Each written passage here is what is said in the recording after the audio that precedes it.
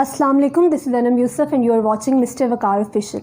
Viewers, जो हमारा आज का टॉपिक है जिस पे हम बात करने वाले हैं, इसके बारे में आपने बारहा सुना होगा, कहीं ना कहीं अपनी लाइफ में इसको एक्सपीरियंस भी किया होगा। जी हाँ, मैं बात कर रही हूँ एग्जाइटी की, डिप्रेशन की और मेंटल हेल्थ की। व्यूवर्स, ये आईटी टेक्नोलॉजी का दौर है। टेक्नोलॉजी बहुत तेज़ी से तरक्की कर रही है और दुनिया में बहुत सी रिसर्च हो रही है टेक्नोलॉजी पर, लेकिन इसका एक मनफी पहलू भी है, और वो ये है कि सोशल मीडिया और टेक्नोलॉजी इस्तेमाल करने वाली हमारी नौजवान नस्ल बड़ी तेज़ी से डिप्रेशन का, एग्जाइटी का और मेंटल इलनेस का शिकार हो रही है, और इसी वजह से बड़ी तेज़ी से उनमें खुदकुशी का रुझान पैदा होता जा रहा है। बर्गर पिज़्ज़ा खाने से ज़्यादा इजी हो गया है हमारी नौजवान नस्ल के लिए ये डिसाइड करना कि उन्होंने सुसाइड करना है। मेडिकल में एडमिशन नहीं हुआ तो सुसाइड, ब्रेकअप हो गया तो सुसाइड, जॉब नहीं मिली तो सुसाइड, और अगर इश्क में नाकामी होगी तो सुसाइड। अभी आज से कुछ दिन पहले की एक न्यूज़ थी कि एक भारतीय मारूफ अदाकार सुशांत सिंह राजपूत ने, जो पिछले 6 महीने से डिप्रेशन का शिकार थे, उन्होंने सुसाइड कर लिया। बज़ाहिर वो एक ऐसा शख्स था जिसके पास सब कुछ है, कामयाबी है, दौलत है, शोहरत है, नाम है, सब कुछ है, सब ऐसा जिसकी कोई भी आम शख्स ख्वाहिश कर सकता है अपनी ज़िंदगी के अंदर। लेकिन अगर उस इंसान के पास कुछ नहीं था तो वो ज़िंदगी जीने की आस नहीं थी, एक उम्मीद नहीं थी। व्यूवर्स, ये जो नाउम्मीदी होती है इसी को डिप्रेशन कहते हैं। मैं एक वाक़या शेयर करना चाहूँगी यहाँ आपके साथ। एक जंग अज़ीम दोम के दौर के एक बहुत मशहूर राइटर, डॉक्टर और साइकोलॉजिस्ट विक्टर फ्रैंकल हैं, जो अपनी किताब the man search of meaning में लिखते हैं कि जब वो टॉर्चर सेल्स में थे जंग अज़ीम दोम के दौरान, तो उनके साथ एक कैदी था। उस कैदी ने उनको बताया कि मैंने ख्वाब देखा, उस ख्वाब में मैंने एक गैब की आवाज़ सुनी, वो गैब की आवाज़ मुझसे बात करती है और मैं उससे पूछता हूँ कि हम इतनी तकलीफ़ और इतनी अज़ियत में हैं यहाँ पर, तो ये दौर अज़ियत का जो है ये कब ख़त्म होगा और हम कब यहाँ इन टॉर्चर सेल से आज़ाद होंगे। तो उस गैब की आवाज़ ने उस कैदी को जवाब दिया कि जैसे ही मार्च का महीना ख़त्म होगा तुम सब लोग यहाँ से आज़ाद हो जाओगे। वो दिन था कि उस कैदी ने दिन गिनने शुरू कर दिए। 1 दिन गुजरा, 2 दिन गुजरे, 10 दिन गुजरे, 20 दिन गुजरे, लेकिन जैसे ही मार्च का महीना एंड होने लगा तो उस कैदी ने जब हालात को देखा तो उसे लगा कि वो गैब की आवाज़ झूठी थी। चूँकि हालात इतने बदतर हैं, हम लोग इतनी अजियत में हैं, तो कहीं से नज़र नहीं आता कि हम इस अजियत से बाहर निकल सकें।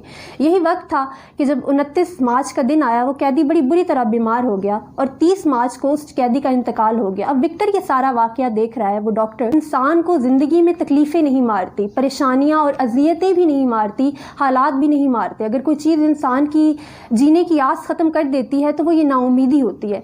ये नाउमीदी जिसे हम उर्फ़ आम में डिप्रेशन कहते हैं, मेंटल इलनेस कहते हैं, साइकोलॉजिकल डिसऑर्डर कहते हैं, ये वो चीज़ें हैं जहाँ जिन पे दुनिया में बहुत रिसर्च की जा रही है। और लास्ट ईयर बरतानिया ने मेंटल हेल्थ को ऐसे सब्जेक्ट इंट्रोड्यूस करवाया है अपने एजुकेशनल इंस्टीट्यूट्स में, जो कि हमारी नौजवान इतनी बुरी तरह इस डिप्रेशन का शिकार होती जा रही है कि इसको पढ़ना, इसको समझना बड़ा ज़रूरी है।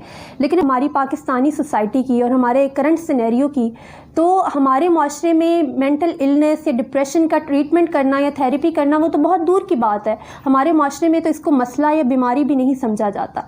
इर्द गिर्द आपने देखा होगा, अक्सर हम लोग खुद भी ऐसा ही करते हैं। अगर हमारे इर्द गिर्द कोई ऐसा बंदा है जो डिप्रेशन में है या जो हर वक्त सैडनेस का शिकार रहता है, वो परसिस्टेंट सैडनेस मोड में चल रहा है, तो हम लोग उसके साथ क्या करते हैं? उससे बात करना, उसको समझना तो दूर की बात, हम उसके बारे में यही कहते हैं कि यार ये शख्स तो हर वक्त रोता रहता है, ये ऐसा ही करता है, ये इसके ड्रामे हैं, ये जानबूझ के टेंशन फैलाता है, इससे नेगेटिव वाइब्स आती हैं। हम इस तरह की तल्ख बातें करते हैं उन लोगों के सामने, और यही वजह होती है कि ऐसे लोग अंदर ही अंदर घुटते रहते हैं। वो किसी से बात नहीं करते, वो अपना दुख, अपनी तकलीफ़ किसी से शेयर नहीं करते, क्योंकि वो जानते हैं कि हमारी सोसाइटी इतनी जजमेंटल है कि वो अगर अपनी तकलीफ़ों को उनके साथ शेयर करेंगे तो वो उनको जज करेंगी, वो उनको लेक्चर्स देंगी इस बात पे कि आपने फलां वक्त में ऐसी चीज़ क्यों की जिसकी वजह से आप डिप्रेशन का शिकार हुए। लेकिन अनफॉर्चुनेटली हमारी सोसाइटी में हम लोगों को इतना स्पेस नहीं देते कि वो हमसे बात कर सकें या हम उनको सुन सकें।